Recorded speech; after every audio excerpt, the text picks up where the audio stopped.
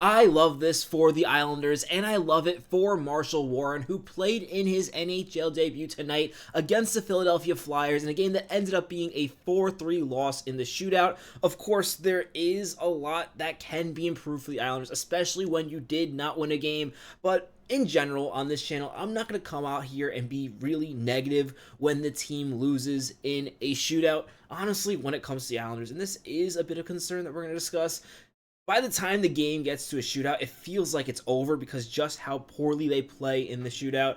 And for the record, I don't think it is for the reason that people say it is. But in terms of that game, it really was a game that you can take a lot of positives from. And I'm going to focus on the positives. Yes, when you have a 2-goal lead, you do want to win that game. And as the season goes on, you're going to have to need to win more of these winnable games. But early on, it's good to get a point, and I would be more frustrated if they lost in overtime. I just don't have the same feel for a game where you lose a shootout. Part of that is I just don't love the shootout. I really wish they do maybe two periods at the end of the game. Maybe do a 4-on-4 5-minute period and a 3-on-3, or even make the 3-on-3 10 minutes long. But it is what it is. One thing we have to focus on this game is some players have had really strong performances. And while I do want to really shout out Marshall Warren, who had not one but 2 points in his first NHL game, playing really well in what was a noticeable first game, especially considering that he did not get a ton of time. But first, we have to talk about Simon Holmstrom and that shorthanded goal. Holmstrom, after having a rough start to the season, has really impressed these last few days, and it's clear now that he belongs on that third line with JG Pageau, Anders Lee. I really love that line once again. Holmstrom having a strong game, and he's just really cemented himself back into the top 9 of this lineup where he deserves. And it's going to be really interesting to see what happens now when Maxim Shabanov does return, because he's not expected to be gone long. In fact, he probably would have been helpful when it comes to the shootout, which we'll talk a little bit at the end of this episode. But just looking at the goal scores for the Islanders, another decent game in the sense that he scored a goal for Duclair. I have to be honest, I'm not loving Anthony Duclair's play on the top 6 of the Islanders. I think he's better than he was last year, don't get me wrong, and I'm not disappointed in the way he's playing, but I just don't know if he's a fit for the top 6 if the Islanders are going to really push the pace this season and continue to play this up-tempo, high-scoring style. One player we do have to talk about who I was a little frustrated about, and I will say, I was very happy when he stuck up for his teammate in Casey Ziquez, but Scott Mayfield needs to watch when he's taking penalties. I don't mind him playing physical. I don't mind him playing on the edge. In fact, I really like it when he plays that game, and considering the Islanders don't have a really big enforcer, it's a part of his game that's really important. I love when Scott Mayfield plays on the line. My issue is he tends to cross it, and that penalty he took was costly for the Islanders. I was wondering if they'd end up challenging that last goal by the Flyers, just because, you know, there was Sorokin was moved a little bit in the crease. He played a really strong game, by the way. I don't think it was the right call to do so. I would argue maybe you considered it if it was a situation where the Islanders were not already killing a penalty. But considering if that goal did count, you'd then have another power play on top of that. It really was it was the right decision not to challenge. But I wonder what the situation would have been there, because the NHL has been so inconsistent with goalie interference penalties. We saw one in Vancouver that looked a lot like that one the Islanders opted not to challenge today that ended up getting off the board. So it was something I was thinking about. Patrick Waugh doesn't go in that direction.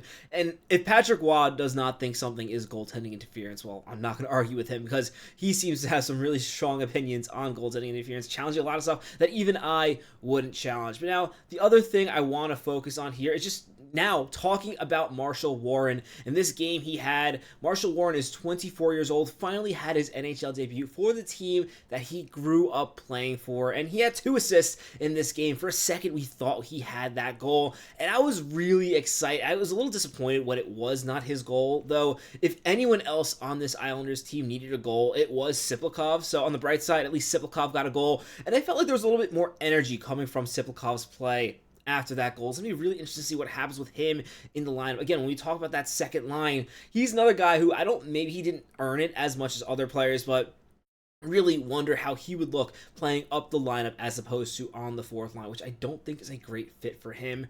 Really not loving that fourth line, to be perfectly honest. I don't think Casey Ziquez is getting a little off topic here. I don't really think he has that same flair that he used to in his game.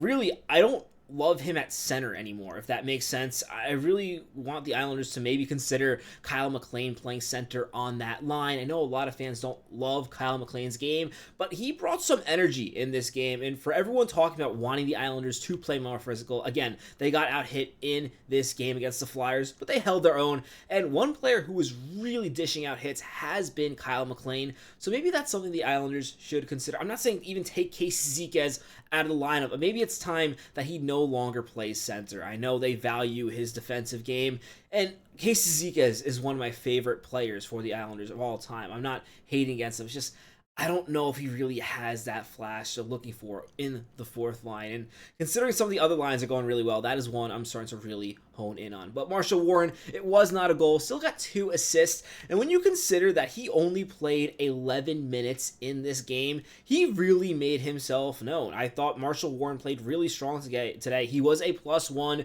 And one thing I really noticed that I want to highlight, other than just him getting the assist, because the assist is awesome, but he was doing a good job of doing the basic things, just pushing guys out of the net. And I think based on the way he played today, Marshall Warren is going to play another game for the Islanders. Really no reason to take him out of the lineup. I like the dynamic that he brought a lot more than what we saw from Adam Bovequist, who, especially playing on his offside, I was disappointed in. At some point, I maybe would consider getting Adam Bovequist a look instead of a Tony DeAngelo. Tony DeAngelo playing the second least minutes for the Islanders today on defense. That shows you how Patrick Waugh feels about Tony DeAngelo early on this season, where he started getting a lot of minutes, and that has really trickled down as the year went on. When we're talking about minutes, we also have to highlight Mathew Schaefer. While he did not get a point, he is now under a point a game for the Islanders, but in this game, he played 27 minutes and 40 seconds. He had such a beautiful chance to win in overtime. He just could not get it over the pad. I thought Mathew Schaefer played a really strong game again, and while he wasn't as effective offensively in terms of just making high danger chances, I think he still produced a lot offensively, but in terms of making high danger chances, that wasn't there. But I thought he was a lot stronger defensively in this game, and he continues to develop that part of his game, which is essential because, again, Mathew Schaefer is meant to be a two-way defenseman. As much as the offense has been really awesome, you also want to see that defense, and considering he can eat 27 minutes in this game, really almost 28 minutes, and be a +1, that tells you all you need to know about his game. And now finally, we have to talk about the shootout. Yes, both Horvat almost scored there to really end this game in regulation, and the Islanders really had a lot of high-quality chances in overtime. That's really what I'm more focused on, the actual hockey that's being played. The Islanders have a shootout problem. We all know it. A lot of people are throwing Ilya Sorokin under the bus a little bit. I see a lot of tweets on Twitter talking about how he's not a great shootout goalie. Ilya Sorokin is not one of the top breakaway goalies in the NHL. He's not one of the top shootout goalies in the NHL, but he's also, if I understand the stats correctly, he's not one of the bottom 5. It's not that he's terrible in shootouts. The reason why I think Islander fans think Ilya Sorokin is so bad in shootouts is we always see the other goalies making these clutch saves in the shootouts while the Islanders let in a goal and then they're out after the first 3 rounds, or if the Islanders ever do win a shootout, it's always after 11 rounds.